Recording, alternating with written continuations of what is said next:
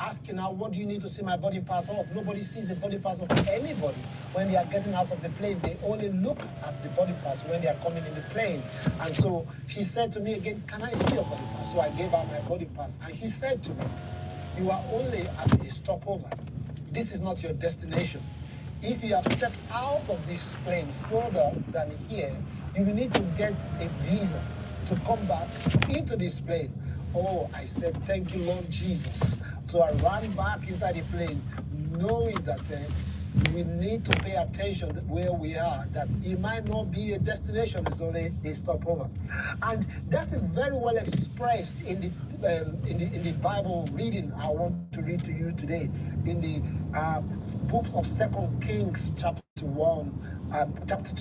and I'm going to read from verses 1. Very interesting story. I love this story very well. Why did I like it?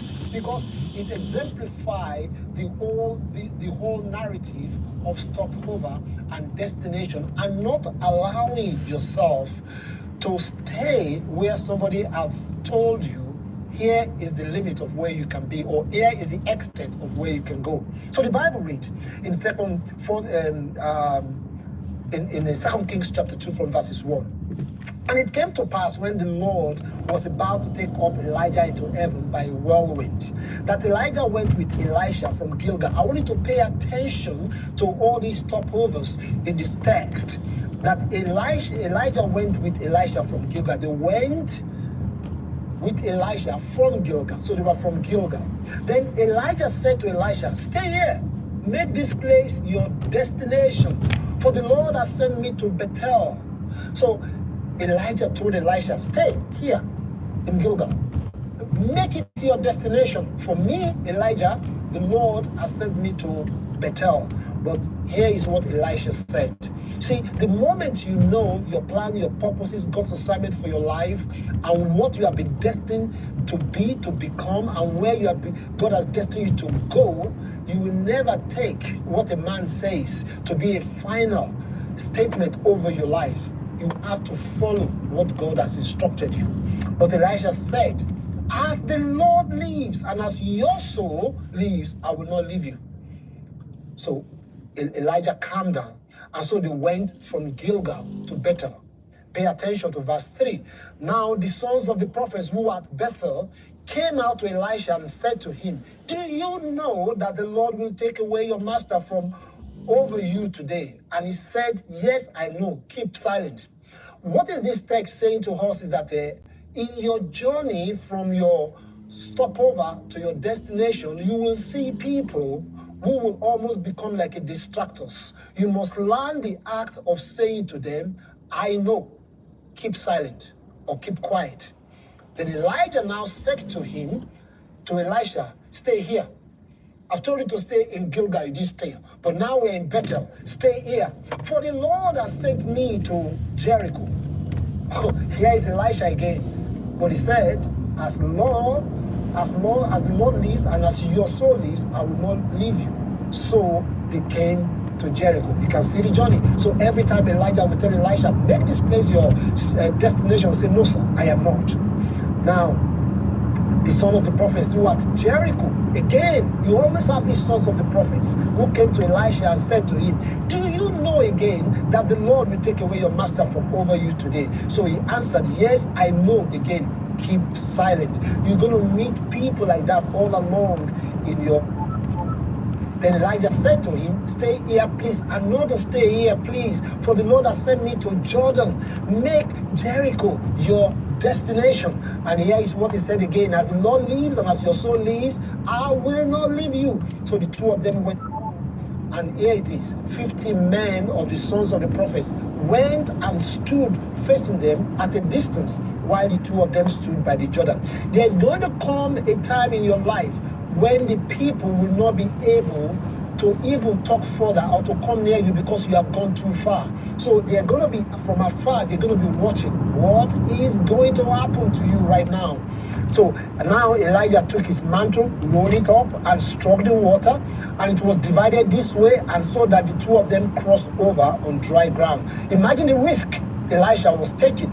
And so it was when they had crossed over that Elijah said to Elisha, ask ask, what may I do for you before I am taken away? Elisha said, please, let's have a double portion of your spirit be upon me. So he said, so you have asked a hard thing. Nevertheless, if you see me when I'm taken from it, it shall be so for you. But if not, it shall not be so. Then it happened as they continued on their way as they talk. Now, I want you to follow me on this interesting story. Elijah knew he was going, but then he wanted to stall Elisha. At Gilgal, he told Elisha, stay in Gilgal, I'm going to Bethel. Elisha said, no, I'm not staying, I'm going with you. You cannot make this stopover to be my destination. They got to Bethel. He said, stay there. He said, no, sir, I'm not staying. And then the son of prophets came as a function of discourage anyway. Stay here in Bethel. He said, no, sir, I'm going with you. And he got to Jericho. He said, stay in Jericho. He said, no, I'm not staying in Jericho. But watch this, watch this. It was when they went from Jericho to Jordan, Elijah, passed through the river, and the river parted into two. By then, the people were looking at Elisha. You've gone too far now. And it was when they now passed over to Jordan, he now asked Elisha, what can I do for you? Now, pay attention to me.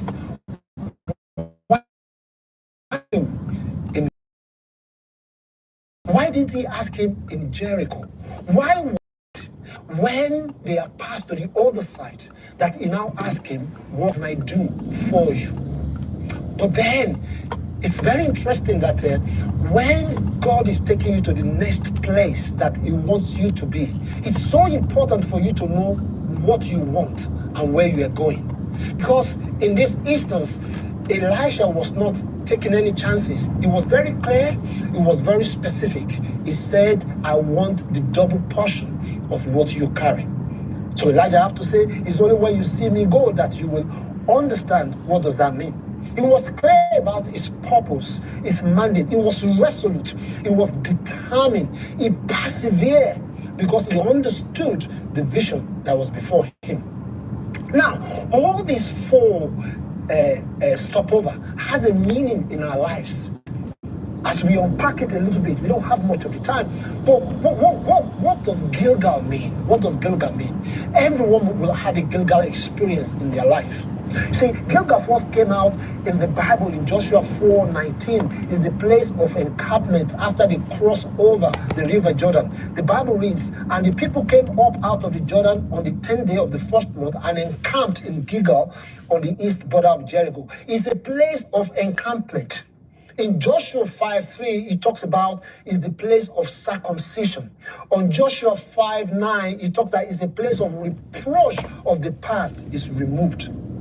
Particularly in verse 9, in Joshua 5:9, said, and the Lord said to Joshua, this day I have rolled away the reproach of Egypt from you.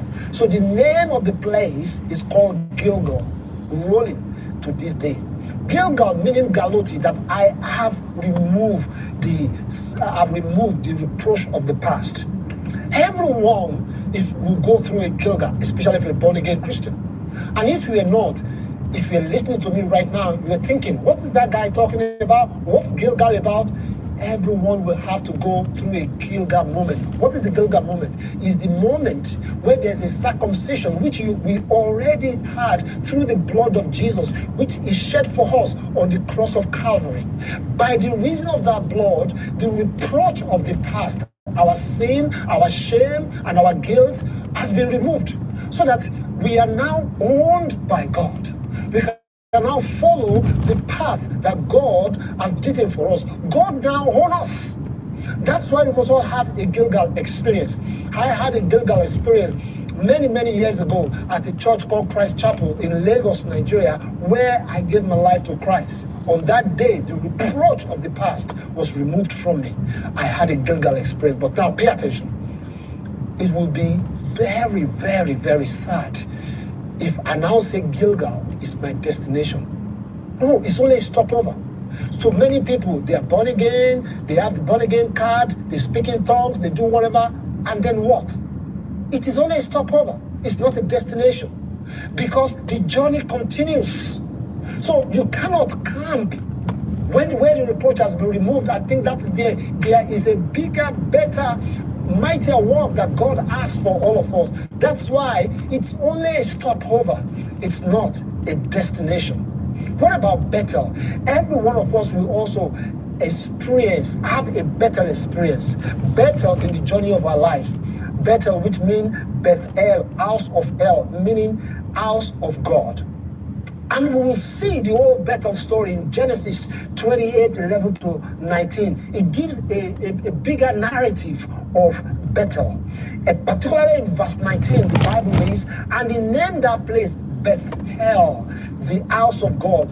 But the name of that city was Luz first. It's the place where God, it was a place where Jacob had an encounter with God. It's a place where you have an uninterrupted, close communion and encounter with God.